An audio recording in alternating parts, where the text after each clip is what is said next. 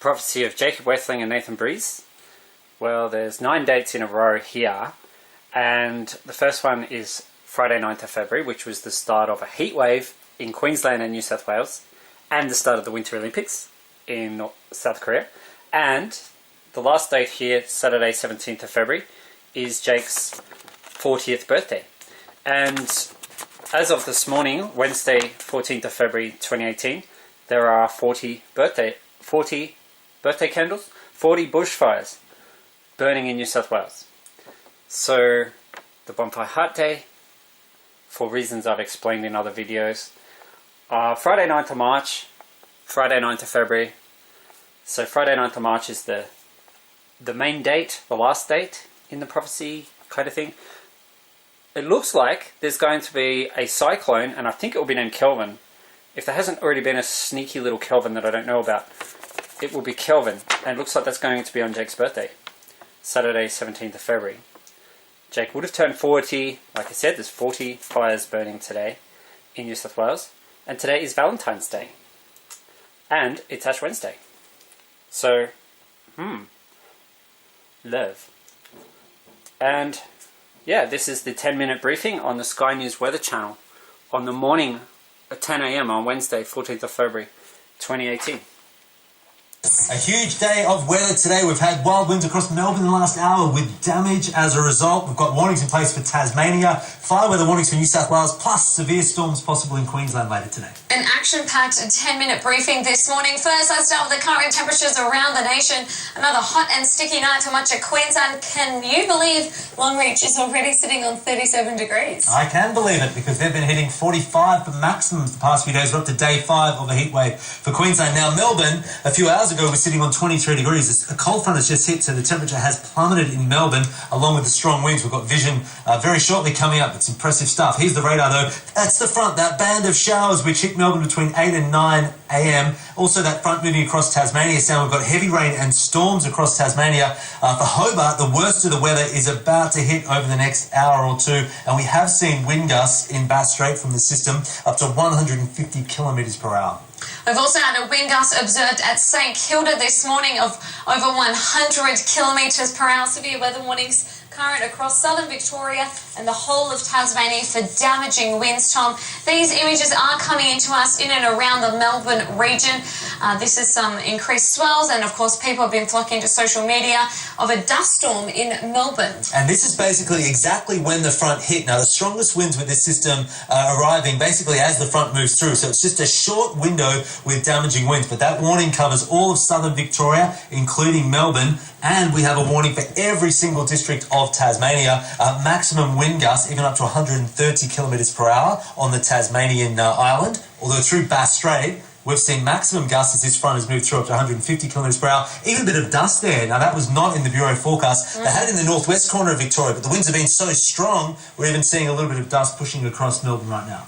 And as a result, we've had nearly 400 calls for assistance to the SES in Victoria since midnight. Now, take a look at this image, Tom. This image shows where all of the phone calls have been coming from. The predicted destructive winds are making their way through Melbourne at the moment. This was tweeted by the Victorian SES 12 minutes ago, and they have already had close to 400 calls since midnight as winds are taking down trees and power lines and also blocking roads. You can see they're concentrated right around Port Phillip, because that's where the strongest winds have been. You'd expect many more calls over the next couple of hours as people start to assess the damage from this front. Now, wind gusts in excess of 90 kilometres per hour, that's strong enough to bring down tree branches and therefore power lines and lead to property damage. But we've seen gusts even well over 100 kilometres per hour, so definitely above that threshold for damage. And Tom, if you factor in the timing of this cold front, it's really hitting in the peak of people driving to school for school drop-offs and of course work as well, so not ideal across roads, particularly in that Port Phillip region. Now, the winds for the rest of today, Tom, will be easing back across Victoria, but the westerly winds, they're only getting stronger for Tasmania. Yeah, the worst is still to come for eastern parts of Tasmania and also eastern Victoria. This front's just moving towards western South Gippsland right now. By the time we hit this afternoon, you can see the front's moving out into the Tasman Sea. It will stay windy across Tasmania, though, at least for the first half of the afternoon. The winds will ease quite rapidly, though, across Victoria this afternoon. And the showers, we haven't seen too much rain. 8 millimetres was the top Victorian fall by 9 a.m. Well, the rain will contract just back to the Victorian coastline, but good falls on the way for Tasmania. Yeah, you did say earlier, Tom, that the main feature with this system would, of course, be the winds, and that is already evident, judging by our observations across Victoria and Tasmania. Now, let's not forget about how hot it is across the east. I feel like we've almost forgotten talking about this morning because we've been so focused on the front, but it is a dangerous day of fire weather for New South Wales. Certainly is. It's a cold front. That means it's the boundary between hot air and cold air. The hot air is to the north, so New South Wales scorching hot today with a west-northwesterly. Now, it's been hot, of course, for the past week, but today we've got freshening winds. Thankfully, we're not seeing the kind of wind in New South Wales we've got in Victoria. If we were, we'd have catastrophic fire dangers, but it is hot. 35 plus to red shading. 40 degrees is that darker shading near the Queensland border. Because the winds are picking up, we have a fire weather warning with severe fire dangers. That's the orange for most eastern parts of New South Wales. That includes the Illawarra, Sydney, the Hunter, Central Ranges, the ACT, all the way up to the northern inland.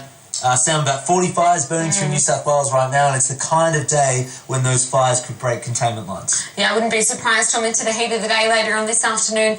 We do see emergency warnings issued in New South Wales as well. The RFS will be keeping everyone updated. Total fire bans in place for New South Wales today.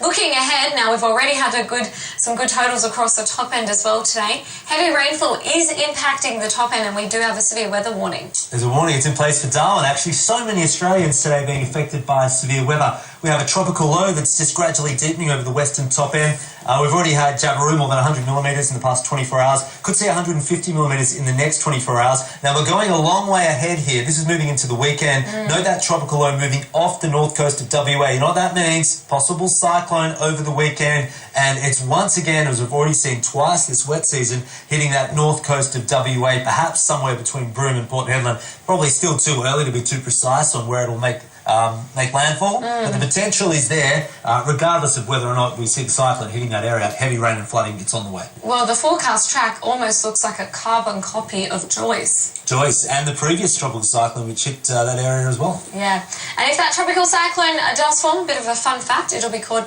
Tropical Cyclone Kelvin. Kelvin, another dorky name.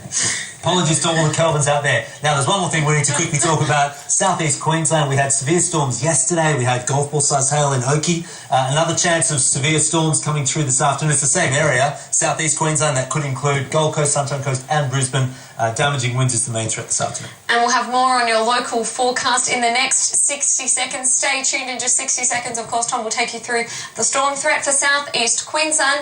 And also we'll give you an update on Cyclone Gita. Stay with us.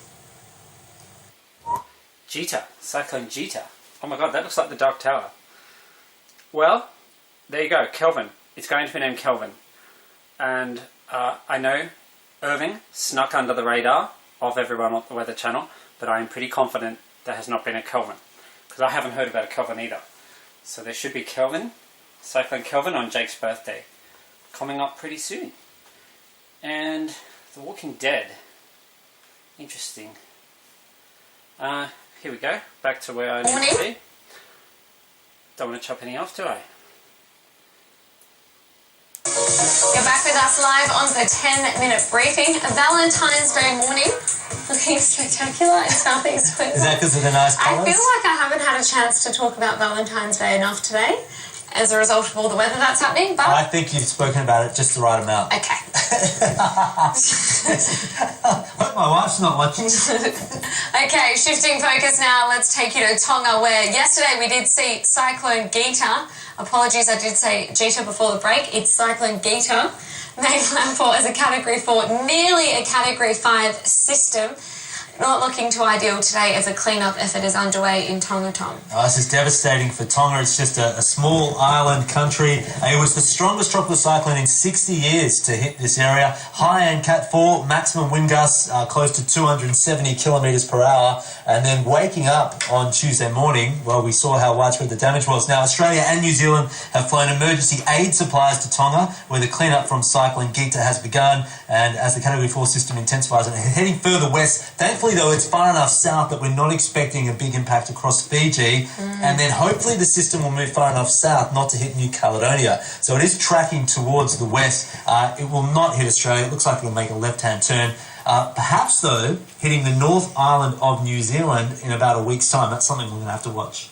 And you were saying a little earlier that the remnants of Typhoon Samba is somewhat contributing to what we could see forming as a tropical cyclone. Yeah, so that's on the northern side of the equator. So there's a tropical storm that just went through the Philippines, and that's leading to a developing tropical low across the top end right now. So we've got twin tropical low weather systems. It's due to what's called the Rossby wave. So some of the energy from that storm that hit the Philippines is actually moving across the equator and helping that tropical low to deepen through northern Australia. So in short, a lot happening in the world of weather today back home, or here I should say, and a lot happening in international weather as well. So Tom, more showers and thunderstorms today. Are they going to turn severe in southeast Queensland?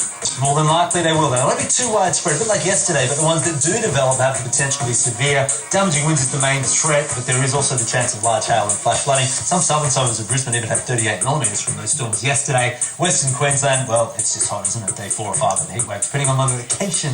New South Wales today, we've got a slight chance for shower storm in the far northeast. Otherwise, it's hot, it's dry, elevated fire danger. There is a change, though, moving through the west and the south. Sam, we're expecting a southerly change to hit Sydney about midnight tonight.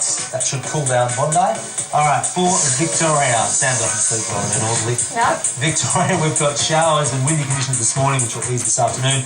Widespread showers for Tasmania today. Strong winds is a warning for every district right now with gusts over 100 k's an hour. South Australia, the showers are already cleared. Cool day though, 25 in Adelaide, 4 below the average. WA, it's dry across the south. We've got storms through the northern part of the state today. The Gascoyne inland, the Pilbara inland, up towards the Kimberley. And heavy rain from a tropical low across the top end. Severe weather warning for flash flooding for Darwin. Now, do stay with us. We'll be tracking the severe weather that is impacting the southeast, the fire weather warnings in New South Wales, the heat wave in Queensland, the storms in southeast Queensland, and let's not forget about that heavy rainfall in the top end either. I'll be up live in the next 20 minutes, and we'll be live here on Sky News Weather throughout the day.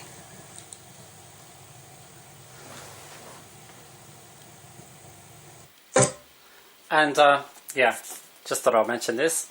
Jacob Wetzeling, volcanologist, have the same value, 164. And the name of the volcano that went off in Iceland back in 2010, it also, if you write the name of that volcano, which is hard to pronounce, it also has a value of 164. And that's why the first thing I ever connected to Jacob Wetzeling was a volcano. And the name volcanologist, or the word volcanologist, the job volcanologist, well, that word has the same value as Jacob's name, Jacob Wetzeling. Wetzeling, 133, has the same value as Wetterboy, Mirrorboy, Philippines. So that's interesting, given what Tom was just saying in that briefing.